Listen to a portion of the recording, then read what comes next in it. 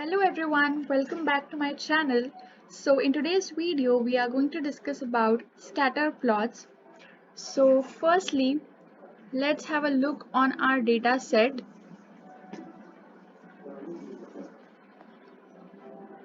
Okay, so this is our data set which include features such as city, date, and these are all the elements which contribute in air pollution, such as PM 2.5, PM 10.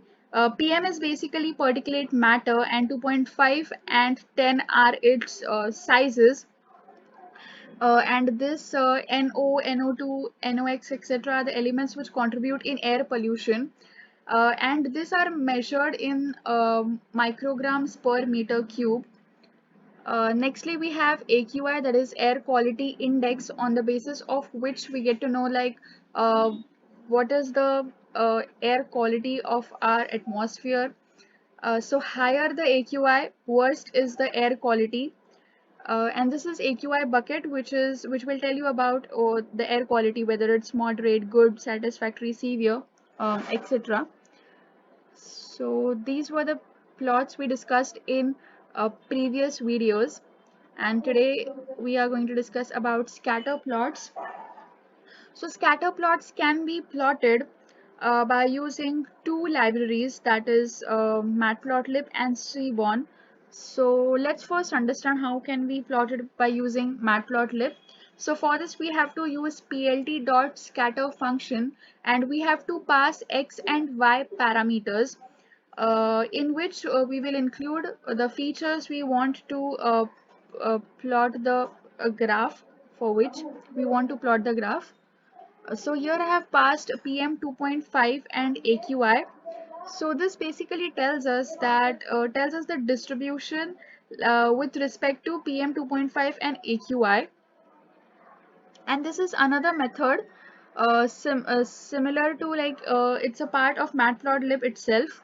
The function is df.plot, and here the parameter kind, in that you have to specify which kind of plot you want to visualize, whether it's a scatter plot, bar plot, etc.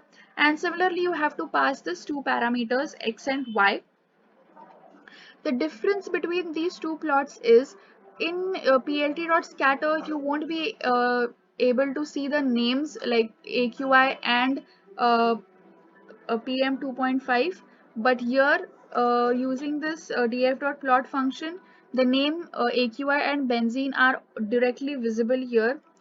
Now to get a better understanding, let's understand the scatter plots by a Desmos graph calculator. So this is a Desmos graph calculator, and we have to uh, click this plus sign and add a table. So I've already added one table, and so these are the x and y coordinates I have considered. And on the basis of this points, it has already plotted this 4 points. So let's understand it by some more points. So if I consider it as 23 and 67, so see, another point is plotted here.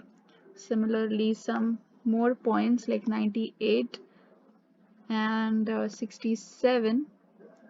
So see, here the point got plotted. So this is how, on the basis of x and y coordinates, x and y values, the scatter plot plots these data points on this graph, and we get a visualization on that particular thing. So here we have considered only 6 to 7 values, but our actual data set has lot many values, and that's why the scatter plot is much more denser in that Google Colab thing which we visualized. Let's see how can we decorate this scatter plot. So for that, we can give any color to the data point. So I have specified here a black color, which is represented in K by passing a C parameter that stands for color. Then I have given edge color as yellow, and the line width of that edge color is 2. and have passed your alpha parameter. So let's first understand what is line width. So now the line width was 2, but when you will decrease the line width to 1, you can see that it is a much more clearer graph. The line width, that is the width of the edge, has been decreased, and alpha is basically you can regulate the transparency of your data points. So if you decrease this alpha to 0.1, you will see that your data points are much more lighter, or you can say they are faded. So it's always better to keep it much darker for a better understanding. Then nextly is, how can you change the shape of your data point? So for that you have to pass a marker parameter. I have passed here star as the value, so I can see the stars as my data points. And you can also regulate the size of this, like now if you will give the size as 10, the data points will be much more smaller. And similarly, if you give it something 90, it will be bigger data points. Then nextly, here I have combined two scatter plots into one. So you can do that by passing two different scatter plot functions. I have used here benzene AQI and xylene AQI, and I have given different shapes. So in the first I have given marker as cross, and in the second I have given marker as star. So we can see that two different types of data points have been visualized here. Now, yes, and here you can see that now the benzene and xylene values lie between the 0 to 100. So basically what it means that even if the values of benzene and xylene are lesser, still AQI is on the rise. See, AQI is at the, like, it's increasing. So this tells that benzene and xylene are not more contributing in the air pollution, because even if the values are lesser, still the AQI is higher, means some other pollutants are contributing in the AQI. So from this we understand that benzene and xylene are not majority pollutants. Similarly here, you can see that as carbon monoxide values are increasing, the amount of carbon monoxide is increasing, AQI is also increasing linearly. Okay, this all these points are moving forward and upward at the same time. So this is a linear scatter plot. Okay, so let's understand what is,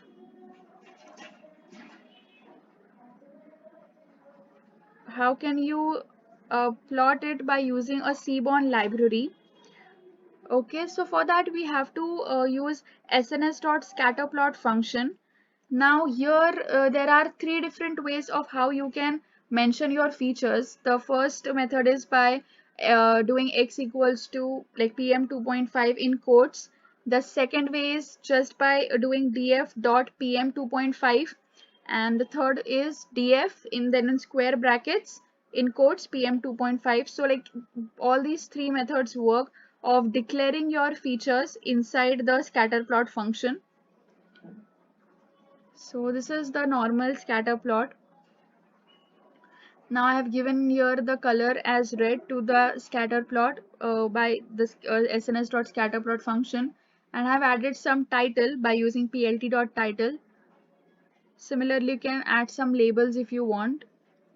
Okay, and similarly here I have given edge color and some pink color to the data points by using this sns.scatterplot function. And if you want to make your plot more attractive, you can also use CMAP parameter to add different combinations of colors in the scatter plot. So here, like the more denser plots, like the place where the density of the data points is more, it's darker, it's red in color, and gradually the data points changes its color as the density decreases. Now let's understand what is Reg plot. Now Reg plot is basically a regression plot in which a line is fitted uh, on the basis of the data point. So basically how this line is fitted is this line tries to pass through maximum points in the scatter plot. Oh, let's understand it by this image. So here you can see that this line is fitted more closely to these points. Like this line is not here somewhere, it's not here. It's somewhere very close to all these data points. Okay, so the main motive of this line is to pass through the maximum data points, and if it's not able to pass through all the data points, then at least it tries to minimize the distance between these data points. Okay, the vertical distance I'm talking about.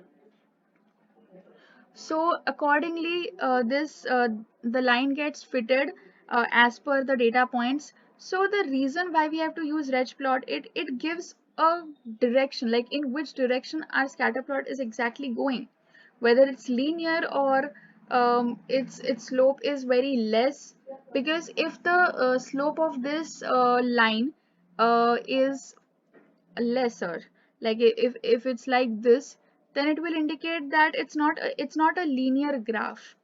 Means uh, as the PM 2.5 value is increasing, AQI is not increasing gradually. Okay,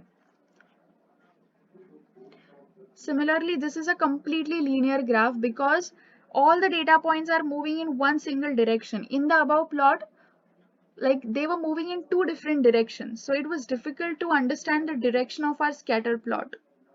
But here all the data points are moving in one single direction. Okay, so from this we can understand that PM 2.5 and PM 10 are in correlation. So like as PM 2.5 is increasing, PM 10's value is also increasing in the atmosphere.